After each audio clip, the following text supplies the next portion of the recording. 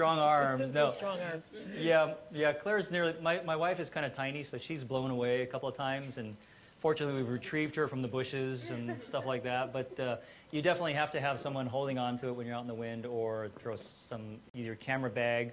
I've set up a little rig that has a little arm on the bottom of the scrim that I put my camera bag on top to kind of weight it down instead of a sandbag. But generally just an assistant hanging on to it's important. Great. But if you don't have an assistant, you need to bring some sandbags or something if you're working in the wind. Yeah. Okay, and that was from Michael Toll's photography from Atlanta. So. Thanks, Michael. Good question. I guess sort of relatedly, any possible other explanation. Amy Adams from earlier was wondering, what did Kevin do before he had assistants to hold all of his lights? Interns. Nice. Seriously, I really don't understand why you would want to work without an assistant unless you're just a real introvert, you know. And I am an introvert. I could say there's times when I don't want to talk to anybody, which is not now. But having an assistant is like huge. And even when I didn't have, if I don't have my wife, Claire, to help me, I would have friends, I would have interns, I'd have somebody who is getting interested in photography. There's always somebody willing and wanting to help you. And you just got to put the word out there. Again, it comes back to asking. If you don't ask, you don't get anywhere, right? So put the word out. I put a post on my Facebook, or put a post even on Craigslist or something, and say, hey, photo assistant needed, pay, nothing, but you're going to learn a lot, you know? You'd be surprised. You're going to get people who will still come and help you out. You got to ask, and I think it's just so important to have an assistant to allow you to focus and to take at least half of the responsibility of moving and worrying about everything off of your brain. And it's really critical to your success is to have someone else there to help you when you can. That's great. Thank you. So let's go with one final question from Selkie Photo. If affordable battery-powered monolight strobes, like I think the one that we're giving away, can outpower and recycle faster than similarly priced speedlights, then why invest in speedlights at all? Good question. And in fact, a speedlight like an SB910 and this battery-powered strobe actually, when the speedlight is zoomed, has the exact same power. And I measured these with my light meter, good use for your light meters, to test, and I've tested all my lights. I have an Alien B B800 studio strobe. A lot of people are familiar with that. It's a popular studio strobe. That's the same output as an SB900. That's pretty surprising. I surprised myself, you know, like when I fell out of bed that one morning and landed on my nose. I was very surprised. And I surprised when I measured and realized that the SB is the same power as a studio monolight. The advantage to these, one is the mega battery pack. So if you're doing extended shooting or you need to shoot really fast, they will recycle faster and last longer. But you can always change your AA batteries in the speed lights. The other reason these would be better if there's certain attachments you wanted to use, like this will take standard, I believe the Bowens type reflector. So I could attach this to beauty dishes, to big soft boxes, to all kinds of things with a standard studio connector. So that would be a good reason for it. But you'd have to have the good speed lights. You buy the off-brand speed lights, most of them won't have the power. They're going to be about a stop less than the latest Nikon or Canon speed light. Cool. Do you have a modeling light feature on the impact light? This has a modeling light, but it's a brief modeling light. Like you touch a button and the modeling light stays on for like 15 seconds, I think, to save the battery. So it does give you that modeling light, which is also one nice thing. You can fake a modeling light with the speed lights with their stroboscopic modeling light. Kind of works the same way. This is a constant light that goes on, but again, it's not bright enough to really be an effective judge of the actual light, but it does give you a sense of the direction of the light, such like that. Thank you. Any final questions for Kevin before we wrap for the day? Thank you, everyone, for all of your great questions, and we will continue to answer those questions. This is what makes Creative Live great, that we can interact with Kevin from the comfort of your own home. So keep the questions coming. But that's all for today. Yeah, no more today. Not today, but keep them coming. And I just want to read a quote here from J.C. Bellarosa, who says, "Thank you, Kevin. So far, this is so incredibly helpful. I'm really enjoying your method of teaching, and thank you so much for doing this." Awesome. Thank you. Yay. Thank you. Cool. So we are at the end of day one. We've set the foundation, and we've gone through a few different wonderful examples of how to use various amounts of gear, various types of light in various different situations with different subjects. And that's day 1 of 3. Throughout the rest of the workshop, we're going to get into even more amazing information. I highly recommend you purchase the course. It's currently on sale for $99 from the full price of $149. In addition to just the videos that we're going to be showing, or the video instruction that he will be doing live, we have a couple additional benefits that you'll get for purchasing the course. One, you'll get his keynote. That keynote was chock full of information. It had his gear lists. It had a couple different recommended levels of gear, explanations of how lighting works. It was amazing. If you saw it today, you know that your notes are probably not going to be the same as having that. Additionally, this is something that we talked about today, and we're going to, I'm really excited about this. This is something I'm going to want for myself. And Kevin, I believe we actually have an image here available. We are going to give you lighting diagrams for all of the shoots that we do this weekend. Those lighting diagrams, as you can see on screen right now, will include the final image. They'll include a behind-the-scenes shot. It will include an overhead lighting diagram and all the technical details of the shot. This is an amazing resource that Kevin is graciously allowing us to give to everyone who purchases the course. So thank you, Kevin, for that. This is something that will be a wonderful resource for you to have in the days and weeks and years to come. You'll be able to reproduce exactly the situations you saw here, tweak them to your own benefit and to the needs of your shoot. So again, I cannot recommend it enough. This is something I personally can't wait to go play with flashlights.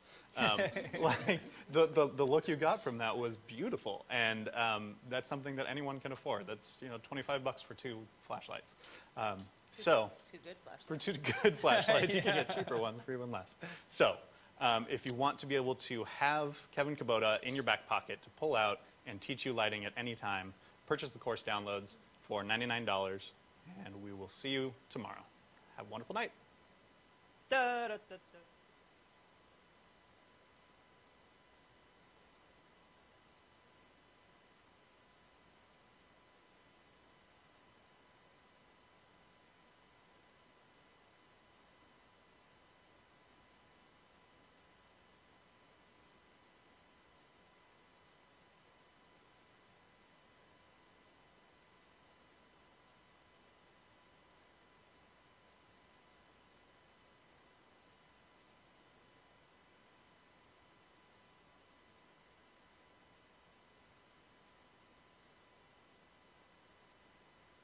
Good morning, Internet. Thank you for your patience. We are actually live now here at Creative Live with Kevin Kubota's Lightweight Location Lighting. My name is Russ Andes. I'm here filling in for Kenna Klosterman, who is at home sick. And Kenna, we wish you the speediest recovery so you can be back tomorrow. Sitting next to Susan Roderick. How are you doing, Susan? I'm doing good. How are you, Russ? I'm wonderful. In the interest of time, we're going to have all of our students really quickly introduce themselves and tell us their name and Twitter handle and website. And then we'll go ahead and get started. So, my name's AJ, and my Twitter handle is @AJCphotography, and my website is www. How do you spell that? I know exactly. AJC-photography.com. Oh. Quick shout out to everybody in the chat room. Hey guys. I'm Beth Olson of Beth Olson Creative. My Twitter handle is Beth Olson Creative, CR8IVE, and BethOlsonCreative.com. Yeah. Mike Brogdon, Twitter handle is @VagariousPhoto, VAGARIOUS photo, and website is VagariousPhotography.com. Regina Mountjoy, which is my Twitter handle also. Mountjoy, MOUNTJOY. I have a business called Recherche Photography and TheOrganizedPhotographer.com. I'm Melissa Knowles, and my Twitter is NK__photography, and my website is melissanowlesphotography.com. Hello, Internet! My name is Gorka, and you can find me on margotphotography.com. Wonderful. All right, we are very excited. Let's just say a quick good morning to Kevin. Good morning, Kevin. Good morning. I'm sure, well, the world probably wondering what we were doing, but we're passing time in our own little special way. But Let's get it rolling. Are we getting it rolling then? Good, good. Yeah, I'm going to do a quick little intro, and then we'll be good to go. Super. So here we go. I'm going to do a quick little intro for you to tell you how to watch, how to interact, and how to get involved with Creative Live. This is going to teach you how to watch today's class, how to ask questions in chat, and also how to purchase course videos. Very important things. First of all, if you are watching this now, then you probably know this information, but you can watch this at creativelive.com/live. If you have a mobile device like an iPad, iPhone, Android device, you can also watch us just by going directly to that address. It's very easy. We had some upgrades to the streaming system, which allows us to now control resolution directly from within the video itself. If you are in an area of the world that has a lower internet speed, then you're going to want to lower your quality here in order to be able to have a continuous stream. The way to do that is to go right down here in the bottom right corner, click the Best button, which will then bring up a little selection menu. Click the lower selection that you want, click on that, and the picture will change appropriately. Here at Creative Live, we have the opportunity not just for the people here in the audience to talk to Kevin, but you can too. Go to creativelive.com/chat, and that'll open up the chat room. We've got planes going overhead, so I'm going to pause for just a brief moment as we let that go by. In the chat room, we have 3 different chat rooms for you to get involved in. We have the Creative Live room. This is for your on-topic discussion. This is for anything that Kevin is talking about or surrounding topics, photography in general. Keep it serious in there. We've got other places for jokes. We do. I'll get to that in a moment. Creative Cues, that's where you're going to ask your questions for Kevin. Let's go ahead and keep that very, very much just for questions. We don't need to be answering questions in there or having any sort of chat. That way our chat moderators, who are awesome and are back at the studio, can grab the questions, forward them over to Susan and I, and then we can ask Kevin for you. Creative Lounge, this is the place for jokes. This will be for any off-topic conversation that you want. Just have a good time. People in there are very friendly and talk about whatever you want. Keep it nice, friendly, and respectful, though, but have a good time. After that, we have a couple other ways you can ask questions. You can do it in the chat room there. You can ask on our Facebook page at facebook.com/creativelive, or you can go and ask via the Twitter hashtag KubotaLive. This course is $149, which is an amazing price for 3 full days of instruction from the amazing Kevin Kubota. This weekend, or I guess it's the end of the week, this end of the week, we have the opportunity for you to buy it at a reduced price of $99. That price will only be good until the end of the day on Saturday. So I recommend that you go ahead and take advantage of that price now. It's an amazing deal, and you will not regret the purchase. This is the course page that you will want to go to in order to find all the information related to Kevin's course. If you click the Enroll button here, you'll get reminders each morning just so that you can be sure that you don't miss a minute of the course. If you want to purchase the course at that $99 price, here's where you'll do it. Again, that price is good until the end of the workshop on Saturday. Creative Live only exists because of you people out there and your willingness to share the information that you gain here via your social media channels. This is a place where you can like us on Facebook, tweet via Twitter, or give us a +1 on Google+. That helps us get out to more people, which lets us bring in more people, which lets us continue to bring people like Kevin Kubota. If you scroll down the page, later today, this is where you'll find the course videos. This is... This is a great place to go to find all the information once you have purchased the course. We also love giving things away to all of you amazing people listening at home. Our Twitter giveaways are handled by tweeting out a wonderful quote from Kevin. His Twitter handle is @KevinKubota. You can include that, but the only thing you need to include in your tweet, along with your quote, is the URL for the course, which is cr8.lv/KevinKubota. Include that URL at the very end of your quote, and you'll be included for our giveaways. We have a lot of openings. We are growing a lot at Creative Live, and we have openings for people. Go to creativelive.com/jobs to find out all the openings. I need help. I'm a content designer here at Creative Live, which means I get to work with the instructors to help them figure out what they're teaching. I need help. Come be one of me, and apply at the link there on your screen. And that, record time, is all that we have to say, so I'm going to turn it over very excitedly to Mr. Kevin Kubota. Thank you. Well, hello, everybody. Welcome to our lightweight location lighting workshop. Me and my rooster friend outside and the Jets are going to be talking to you this week. And, you know, we're on location. This is awesome to be able to get to someplace different, a real world sort of situation where you walk into who knows what, and what are you going to do with it, right? So to have the workshop here is actually pretty awesome, and I'm excited to do it. There may be some technical challenges, but it ain't going to be a problem because we're going to work through it. What I want to teach with you guys this week is, of course, lightweight location lighting, and let me describe that for you.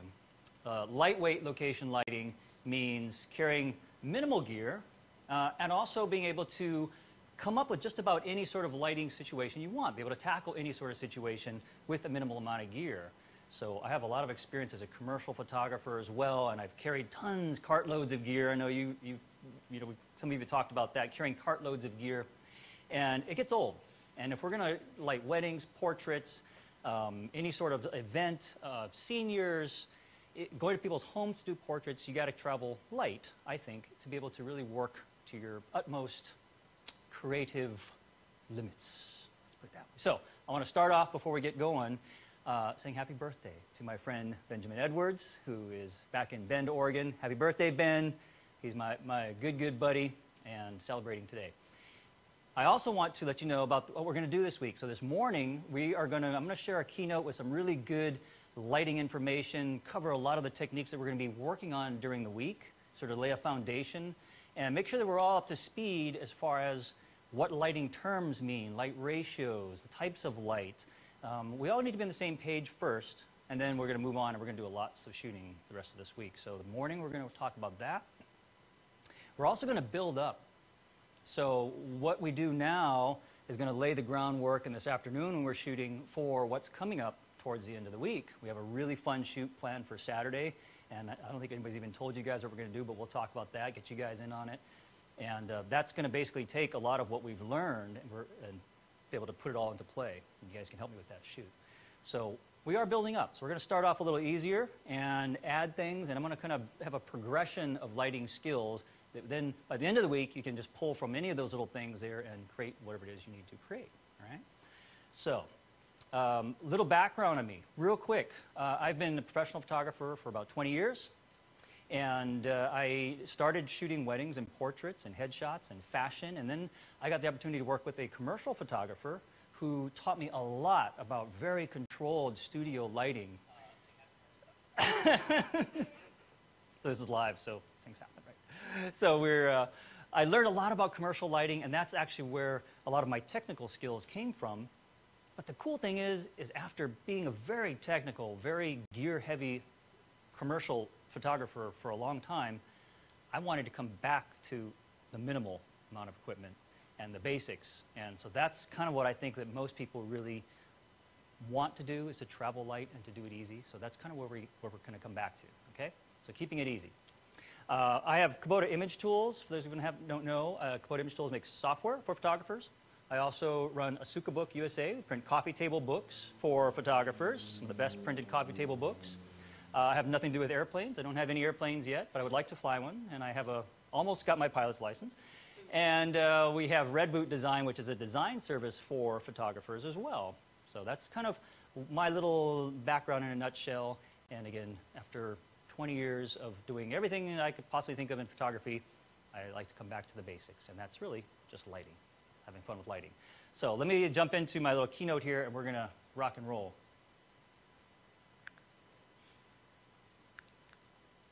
This is our headquarters back in Bend, Oregon. Yay! Some of you, one of you, have been there before. And we built this building about 4 years ago. And again, this is not something that I think every photographer needs to have. And I want to just share it just to kind of show where I'm at, what I'm doing, and also the importance of having a space, no matter how big or how small, that feels inspiring to you to go to work every day. It doesn't really matter if it's a big, fancy space or just your second bedroom in your home. You can be very successful as a photographer either way. And we started off in our back bedroom and became very successful in wedding photography just out of a second addition to our house. We didn't have an off-site studio for the first 15 years, and it worked very, very well. So I'll just run through that real quick here for you. We walk upstairs, and we like to have our meeting areas pretty sparse, but only having big images on the wall. Again, highlighting images that speak to the heart to me, and not things that I think will sell. And I think that's kind of important when you think about your meeting space and what you show your clients, is showing them what really, what you're really passionate about, more so than what you think will sell. And that was a big mistake I made when I first started out. On the walls, we have lots of just art images, not necessarily portrait, not necessarily wedding, but art images. And again, I feel that tells your client that you're passionate about photography, that you're not just selling them weddings, you're not just selling them seniors, but you love photography. And that's really, really important. And that, at least to me, when I booked my wedding photographer 20 years ago, I looked for someone who had fashion, who had fine art, who had a variety of things, and great wedding photography when I booked my wedding photographer. A little conference room. We have a dirty dancing contest in there, as well as meeting with our clients. For those of you who saw the banter in the beginning, that's where that all came from. All right. And before I get started here, throughout the week, I'm going to be tweaking images. We talked about some of the workflow things we're going to be doing. So as we shoot, I'm going to take the images right into the computer. I'm going to tweak them, enhance them in Lightroom and in Photoshop. And one of the tools I use, of course, is my own software from Komodo Image Tools, the dashboard for Photoshop. If you want to download it, you guys can. I think most of you might already have it, but if you want to download it during the break, we can.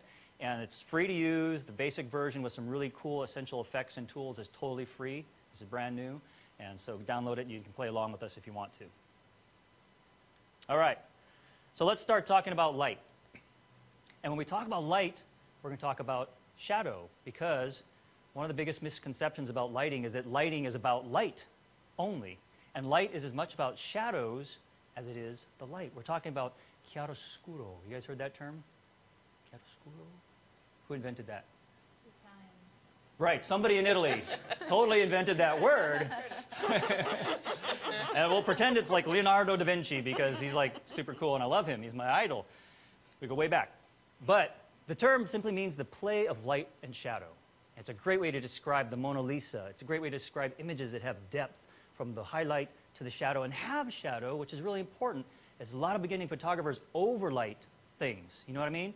They just blast with light, or they think, well, if I put a big umbrella here and a big light there and another big light here, another one there, I've got lots of light, I'm lighting my scene. But that's not really lighting, that's just illuminating your scene. But lighting, chiaroscuro, is when you have beautiful shadows that shape the subject. And that's what we want to do.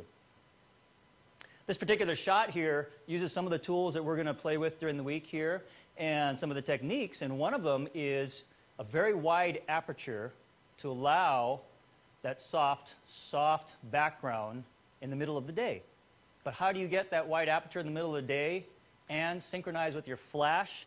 That's something that we're going to learn to do using a neutral density filter, sync speed of 1/250th, which is your shutter sync speed. Everybody knows what the shutter sync speed is, right? Say it 10 times fast and it doesn't sound good, so don't say that. And lowering the exposure of the ambient light about a stop to maybe 2 stops to get something really dramatic in the background like that in the middle of the day. And that's not easy to achieve. And a lot of times you look at an image and go, wow, that just looks different. It looks interesting. I don't know really how or why. I can't describe it, but it does. And things like that are not something the common photographer can take and do with that wide aperture middle of the day and beautiful fill-in flashlight. So that's one of the things we want to learn to do, is to control and create looks that are more unique. Okay. One of the things I also want to make sure that everybody understands is that I'm not talking about abandoning natural light. I've been a natural light lover for many, many years. In fact, my wedding work is primarily natural light. My wedding work that I've become known for almost 20 years. And yet, I've always known how to use artificial light, flash, when I need to. And I think that's the key to being a great photographer, is if you see beautiful natural light, use it. I don't mean because you have flashes, you have to use them all the time. If you've got beautiful natural light, if we can open a door and there's this stream of window light coming through and it's like, ah, gorgeous, let's block off that door and bring out some flash units. No, use it, baby. Use it if you got it. But the key to being a great photographer is I don't see any great natural light, or I want to shoot right there in that corner with that wall and there is no natural light. How can I then get what I want? And that's what I think being a great photographer is all about, a talented photographer, is that you can create the light you want anywhere, even if it doesn't exist. Okay, so let's go over some really essential lighting concepts. So the beginning of this, don't you fall asleep on me, is a little bit technical, but I promise you it's very short, and I'm going to keep it simple, okay? So we understand, first of all, there's a concept we all need to understand, we're dealing with flash, is the power of the candle, how light multiplies and works together. So let's say, for example, we're going to assign a unit of light. So light is cumulative. So you have output from a flash, put it full power, boom, there's a unit of light. Whatever that unit is, it doesn't really matter. Light adds up. So if I have 2 flashes, boom, boom, I now have 2 units of light, right? 3 flashes, boom, boom, boom, I've got 1, 2, 3 units of light, all right? So it's an arbitrary, let's say 1 unit equals F4.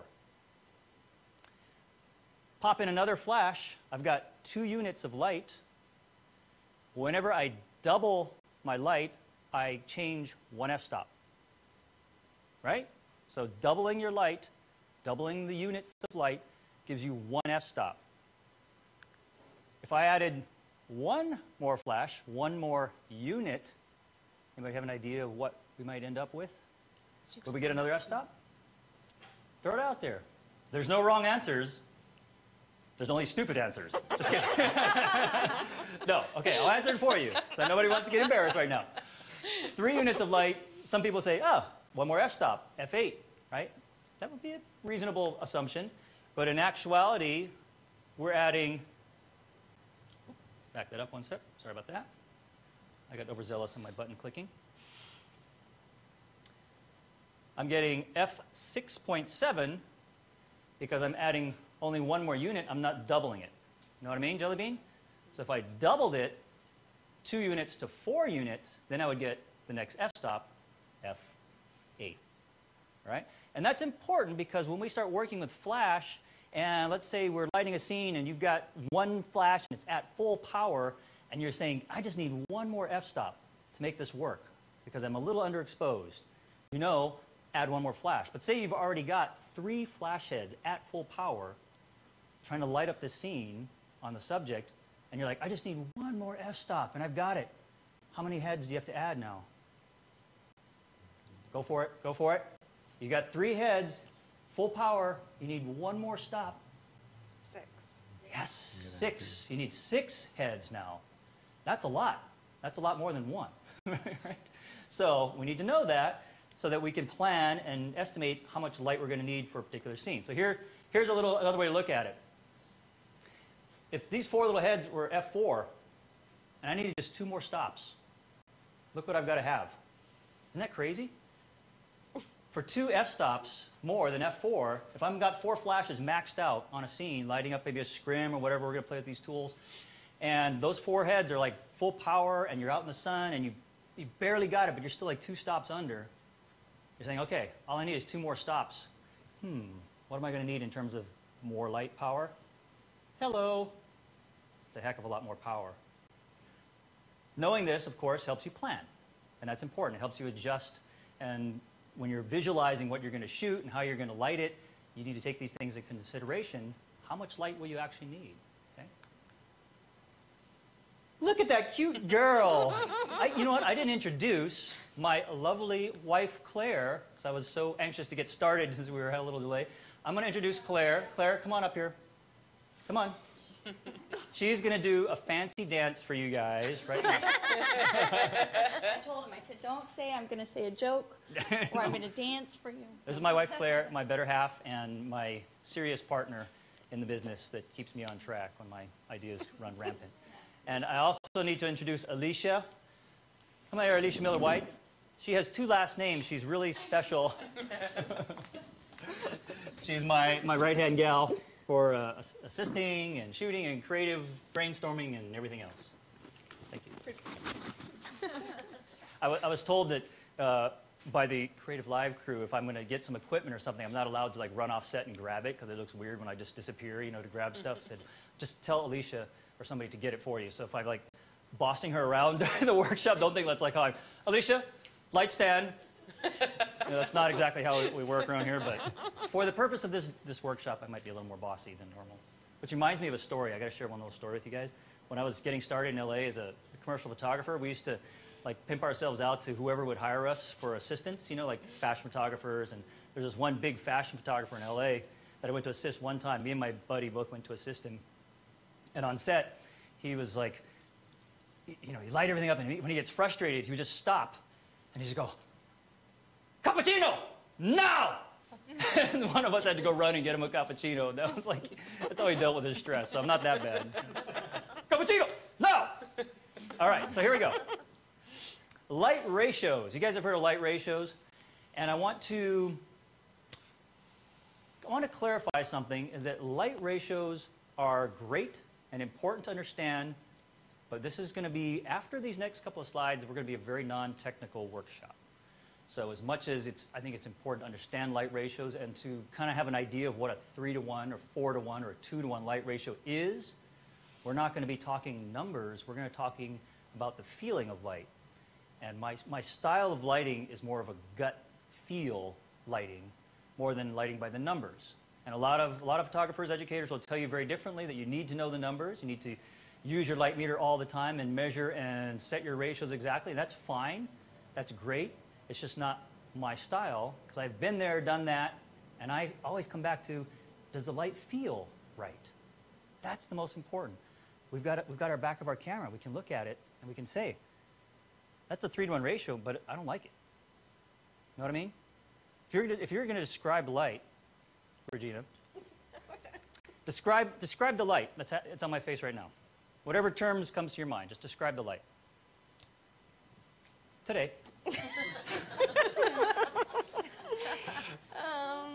There's no wrong answer. There's no wrong answer. Well, I'm really just noticing your yellow shirt. Okay.